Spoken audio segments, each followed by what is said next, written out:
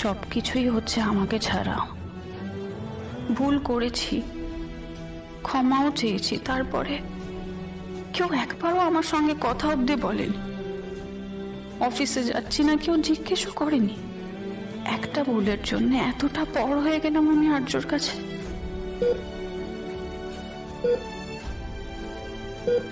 মীরা, বলো মা, কি লাগবে? জল দেবো? কি হয়েছে তোর? আমার কই কিচ্ছু হয়নি তো, আমি একদম ঠিক আছি। শোন, আমি অসুস্থ হতে পারি, কিন্তু আমার চোখে কিছুই এড়ায় না। ছুটি নিয়ে এসেছিস, এসে থেকে সারাটা দিন এখানেই বসে আছিস। কি হয়েছে রে? এই যে তোমার সাথে সময় কাটাবো বলে। সময় কোথায় কাটাচ্ছিস? হাতে গুনে বলে দেওয়া যাবে সারাদিনে কটা কথা বলেছিস। সারাদিন কি যেন একটা ভাবছিস, আর মুখটাও তো কেমন শুকনো হয়ে গেছে। আসলে অফিসে এত কথা বলি, এত বক বক করি তো, তাই জন্য কথা ফুরিয়ে গেছে। এখন আমি এখন শান্তিতে আছি, খুব ভালো আছি।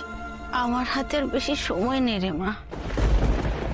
তুই যদি একটা বিয়ে থা করে নিতিস, তাহলে আমি নিশ্চিন্তে চোখ বুঝতে পারতাম। মা প্লিজ, এসব কথা তুমি বলবে না। জানি এসব শুনতে তোর ভালো লাগে না, কিন্তু কি করবো বল? আমি তো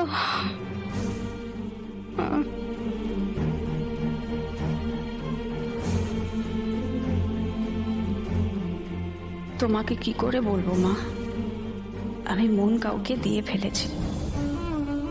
অন্য কারোর সঙ্গে এই জীবনে জড়ানো আমার পক্ষে আর সম্ভব নয়, কিন্তু এমন একটা কাজ করে ফেলেছি আমি, তারপর তো আর কাউকে মুখ দেখানোর উপায় নেই আমার।